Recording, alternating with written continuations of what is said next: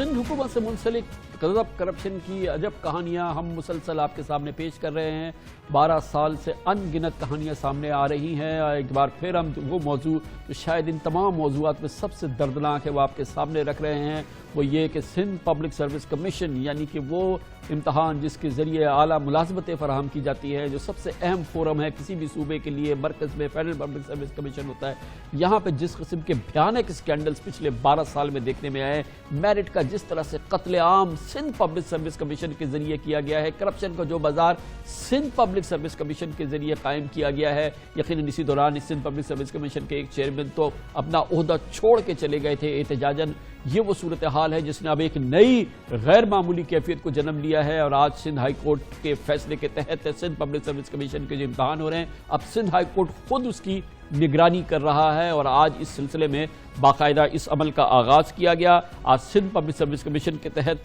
कराची, हैदराबाद, सक्कर, लाड़काना में मुनक्किद होने वाले जो एग्ज़ाम थे उनकी निगरानी हाई कोर्ट के ऑफिसर्स ने की और इसके लिए बाकायदा कल सिंध हाई कोर्ट ने फैसला किया था और हुक्म जारी किया था कि अब क्योंकि इस अंदाज की यहाँ करप्शन होती है, इस लेवल की यहाँ पे करप्शन होती है कि खुद पाकिस्तान की तारीख में ये पहली बार है कि इन भर्तियों में मेरिट के कत्ल के लिए, कत्लेआम को रोकने के लिए खुद सिंध हाई कोर्ट ने अदालती निगरानी के तहत इम्तहानात करने का फैसला किया है। और अनगिनत वाक़यात हैं जो कि सामने आ रहे थे और ये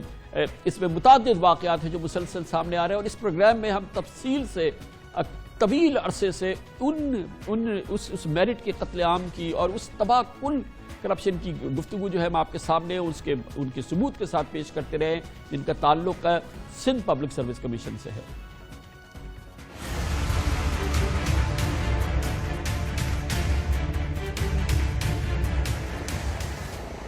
सूबे में एग्जीक्यूटिव ग्रेड के अहम सरकारी ओहदों पर भर्ती के लिए कायम इदारा सिंध पब्लिक सर्विस कमीशन तकरीबन 2 दहाइयों से करप्शन, सिफारिश और अकरबा परवरी में इतना नाम कमा चुका है कि काबिल उम्मीदवारों ने नौकरी से तौबा को भला जाना। कई प्रोग्राम्स में हम अपने नाजरीन को सिंध पब्लिक सर्विस कमीशन में होने वाली करप्शन की निशानदही कर चुके हैं। ताज़ा तरीन जो वाक़या सामने आया है उसमें असिस्टेंट कमिश्नर्स और सेक्शन ऑफिसर समेत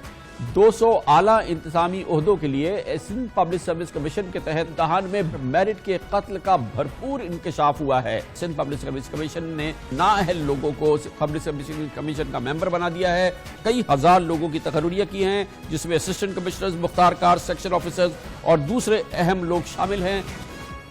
साल 2003 में असिस्टेंट कमिश्नर्स, सेक्शन ऑफिसर्स और दीगर आला ओहदों पर भर्ती के लिए सिंध पब्लिक सर्विस कमीशन के कंबाइंड कॉम्पिटिटिव एग्जाम में नाकाम 50 से जायद उम्मीदवारों को अहम ओहदों पर फाइज कर दिया गया। मामले पर नैब हैदराबाद में एक रेफरेंस ज़ेरे समात है। ताहम मुलव्विस अफसरान इस कारनामे के बाद अगले ग्रेड में तरक्की पाकर इस वक्त भी हुकूमत सिंध में आला ओहदों पर बराजमान है।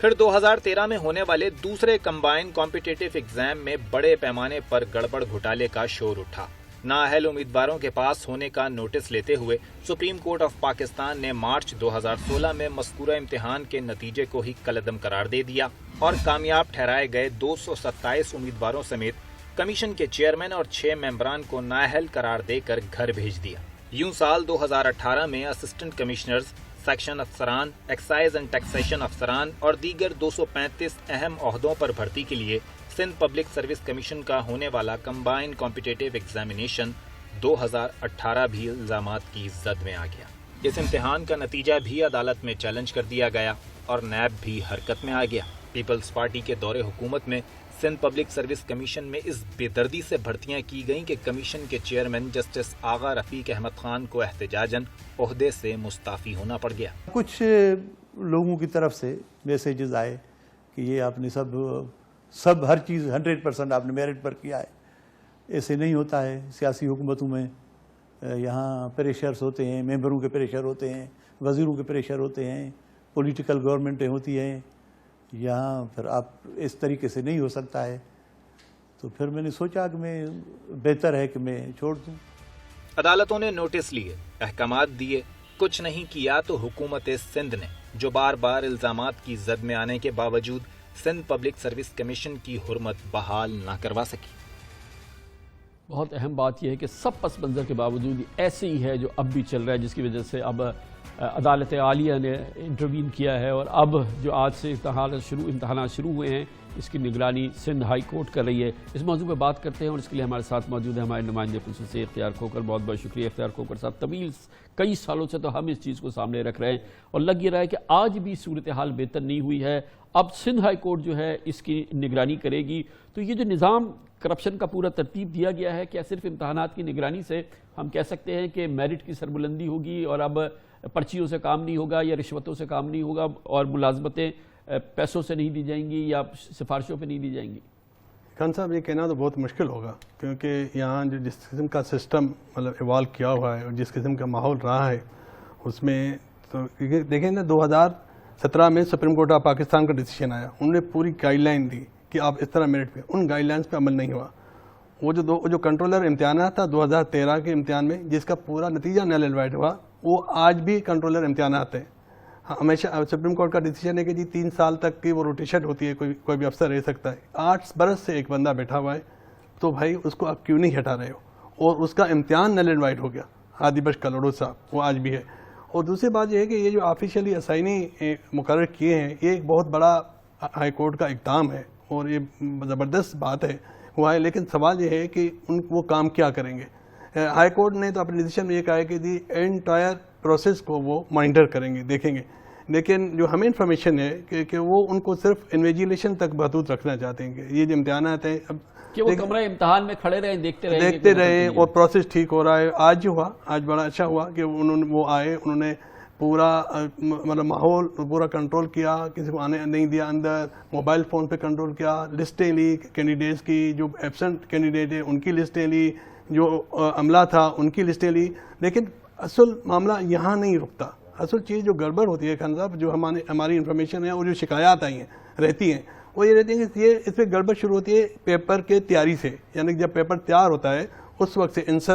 تو اس وقت ہی جو ان کے من پسند کینڈیڈیٹس ہوتے ہیں ان کو بتایا جاتا ہے کہ کون کون سے سبجیکٹ کے کون کون سے پیراگراف سے آپ کے آنسر آئیں گے۔ اس کے بعد جب یہ آنسر کاپیز آتی ہیں تو پھر آنسر کاپیز میں شکایت یہ ہے کہ وہ جو من پسند امیدوار ہوتے ہیں ان سے الگ ان کی آنسر کاپی نکال کے ان سے الگ امتحان لے کر ان کی آنسر کاپی ان کی جاتی ہیں، پھر کوڈنگ ہوتی ہے ان کی پیپرز کی، اس کوڈنگ میں گڑبڑ ہوتی ہے، پھر ایگزامینر اپنے مرضی کے رکھ کے ان کو مخصوص کوڈ دیے جاتے ہیں کہ وہ ان جو ملازمین امیدوار ہیں ان کی سلیکٹ کریں۔ یہ تو وہ طریقہ کار ہے جس سے امتحانات کو مینج کیا جاتا ہے۔ پھر یہ جو کمیشن بنایا جاتا ہے کہ جو پھر انٹرویوز کرتا ہے، پھر فائنل اس میں وہ اپنے فیصلے کرتا ہے، تو اس پر بھی تو مسلسل عدالتیں جو ہیں سر پیٹتی رہی ہیں۔ سب سے بڑا مسئلہ یہ ہوتا ہے کہ بعد میں جو اگر وہ ان لوگوں کو تحریری امتحان میں پاس ہوتے ہیں، پھر وائواز ہوتا ہے، پھر کمیشن بیٹھتا ہے، جب وائواز ہوتی ہے تو اس وائواز میں